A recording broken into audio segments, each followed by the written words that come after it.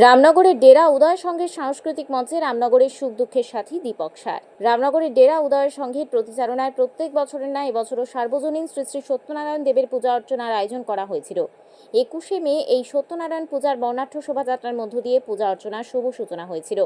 এই উদয় সংঘ 1983 সালে পথ চলা শুরু করেছিল। গুটি গুটি পায়ে পথ চলতে চলতে 42তম বছরে পদার্পণ করল।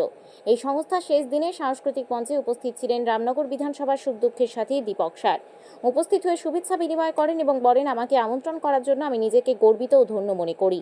সংস্থার পাশে যেমন ছিলাম আছি, আগামী দিনেও থাকবো। এছাড়াও সংস্থার শ্রীবৃদ্ধি কামনা করেন। ডেরা উদয় সংঘের ব্যবস্থাপনায় ও পরিচালনায় সার্বজনীন শ্রী শ্রী নারায়ণ দেবের সত্যনারায়ণ দেবের পূজা অর্চনা তৎসহ সাংস্কৃতিক অনুষ্ঠান 2025 আজকের এই স্বর্ণালী সন্ধ্যায় আমাদের মধ্যে উপস্থিত ছিলেন বিশিষ্ট শিক্ষাবিদ মাননীয় অশোক প্রধান মহোদয় এবং সংস্থার সভাপতি মাননীয় শ্রীপতি কুমার বর মহোদয় এবং উপস্থিত ছিলেন সম্পাদক সুব্রত বর সহ এই ক্লাবের কর্মকর্তা সদস্যা এবং এলাকাবাসী প্রত্যেকেই শ্রদ্ধা শুভেচ্ছা ও অভিনন্দন জানায়।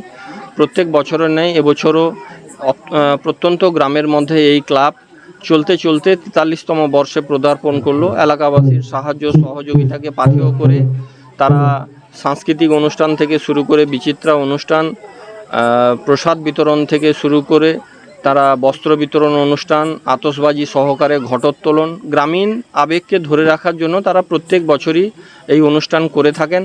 এবং আমার আহ্বান থাকবে আগামী দিনে তারা যাতে বিশ্ব উষ্ণায়ন চলছে, যেভাবে গরমের তীব্র দাবদাহতা বেড়ে চলেছে, একটি গাছ একটি প্রাণ, গাছ লাগান প্রাণ বাঁচান। আমাদের সবাইকেই উদ্যোগ গ্রহণ করতে হবে যাতে আমরা নিজেরা সুস্থ থাকতে পারি এবং ইয়াং জেনারেশনকে, তাজা তরুণ যুবককে যাতে আমরা সুস্থ রাখতে পারি।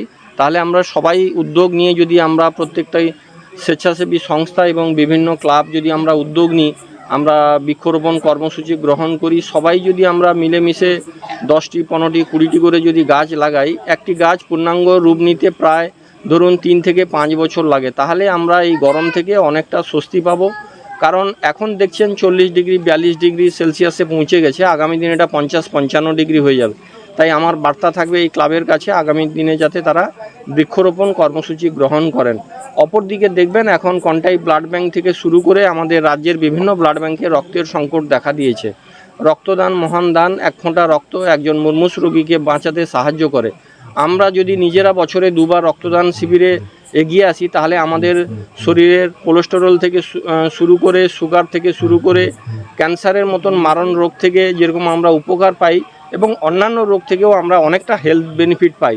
অপরদিকে আমরা প্রসূতি মা থেকে শুরু করে, থ্যালাসেমিয়া পেশেন্ট থেকে শুরু করে, অ্যাক্সিডেন্ট পেশেন্ট থেকে শুরু করে বিভিন্ন রোগীর পাশে থেকে আমরা সাহায্য করতে পারি। কারণ আপনারা জানেন যে আজ পর্যন্ত বিশ্বের কোনো ল্যাবরেটরি কৃত্রিমভাবে রক্ত তৈরি করতে পারেনি। তাই মানুষের প্রয়োজন হলে রক্ত মানুষকেই দিয়ে অপর রোগীর পাশে দাঁড়াতে হয়। অসাধারণ আয়োজন, মণ্ডপ থেকে শুরু করে মায়ের প্রতিমা থেকে শুরু করে যেভাবে তারা সাংস্কৃতিক অনুষ্ঠান, বিচিত্রা অনুষ্ঠান করছেন, তারা এলাকাবাসীর সহযোগিতাকে নিয়ে তারা প্রত্যেক বছরই করেন। আমার পক্ষ থেকে সব রকম সহযোগিতা এবং আমি পাশে থাকার অঙ্গীকার করছি। আমি অত্যন্ত আনন্দিত, গর্বিত, আপ্লুত তাদের মধ্যে উপস্থিত হতে পেরে।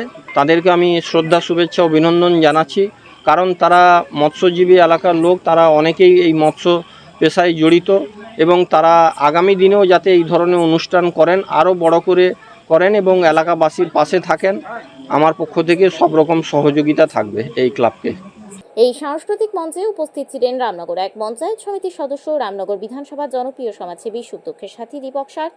উপস্থিত ছিলেন সোলেমানপুর প্রাথমিক বিদ্যালয়ের প্রধান শিক্ষক সম্মাননীয় অশোক প্রধান, সংস্থার সভাপতি শ্রীপতি কুমার বর, সম্পাদক সুব্রত বর, মধুসূদন জানা, কার্তিক চন্দ্র বর, শ্রীমন্ত বর, অভয় কুমার বর সহ কমিটির সকল সদস্য ও অতিথিগণ। প্রত্যেক বছর আমরা এই পুজো করে আসছি। কতদিন ধরে? 43 বছর। আগামী দিনে এই প্রজন্মের কি শিক্ষা বলে যাবে? আরো উন্নতির যুগে এগিয়ে যাবো, মানুষের পাশে থাকা। এই যেমন শুধু এটা না, আমরা লকডাউনেও প্রত্যেকটা মানুষের খাবার গ্রাম মিলে মূলত এই অনুষ্ঠান হয় আপনার ডেরা বছরের নেই। ডেরা দক্ষিণ গ্রাম নিবাসীর এটা উদয় সংঘ ক্লাব 1983 সালে স্থাপিত হয়েছিল ক্লাব। এটা 2025 সাল, এখনও অবধি প্রতিষ্ঠানটা ধরে রাখতে পেরেছি। আমরা বছরে 2 বার পুজো করি, সরস্বতী পুজো এবং নারায়ণ পুজো। নারায়ণ পুজোটা এই মানে বৈশাখের শেষ বা জ্যৈষ্ঠ মাসের প্রথম সপ্তাহে করে থাকি। এই অনুষ্ঠানে আমরা বিভিন্ন গ্রামবাসী এবং বাইরের গরিব দুঃখী মানুষদের বস্ত্রদান এবং কাউকে আর্থিক সহযোগিতা এবং কারোর ঘরের কোনো সামগ্রিক দ্রব্য এর আমরা দান করে থাকি। সেই সঙ্গে কিছু গরিব ছাত্রছাত্রীদের পড়াশোনার মানে করতে পারে না, তার ঘরে বাবা খাটাখাটনি করে হয়তো পড়াশোনার খরচ বন্ধের মতো না, বই খাতার আমরা সেটা তুলে ধরি। সেই সঙ্গে আমরা আরও কিছু মানে কারোর কোনো সমস্যা পড়লে অসুখ বিসুখ থেকে আমাদের ক্লাবের প্রত্যেকটি সদস্য ওনাদের ঘরে গিয়ে যতটা পারে যে যার আর্থিক সমস্যা কিংবা মানে হেল্পের যদি কোনো প্রয়োজন হয় মানে সব কিছু দিয়ে আমরা সাপোর্ট করে থাকি। শুধু এই নয়, কি কর্মসূচি ছিল আপনাদের? কি কি অনুষ্ঠান ছিল? আমাদের অনুষ্ঠান আজকে পঞ্চম দিন। অনুষ্ঠান ছিল প্রথম দিন ছিল আমাদের ঘটোত্তোলন, তারপর দিন পুজো ছিল, যেটা আমাদের গ্রাম্য এলাকায় যেটা হয়ে থাকে যে সবাই বসে একসঙ্গে যে প্রসাদ সেবন, এটা গ্রাম বাংলায় প্রচলন হয় যে একসঙ্গে সবাই বসে একটা প্রসাদ গ্রহণ, মানে এটা ঠাকুরের ভোগ, মানে এটা একটা অন্য মানে আবেগের মানে মনের দিক দিয়ে বলুন, আবেগ মানে ঠাকুরের ভোগ একসঙ্গে খাওয়া, এটা একটা আনন্দপূর্ণ একটা পরিপূর্ণ পর্ব। তো আমরা সেটাও করে থাকি প্রতি বছর, এবছরও আমরা করেছিলাম। তারপরের দিন যেটা সাংস্কৃতিক সন্ধ্যা, যেখানে আমরা বস্ত্র বিতরণ, গরিব দুঃখী মানুষের সহায়তা সব কিছু আমরা আয়োজন করেছিলাম। এরপরের দিন আমাদের যেটা জি বাংলা সারেগামার সঙ্গীত অনুষ্ঠান ছিল।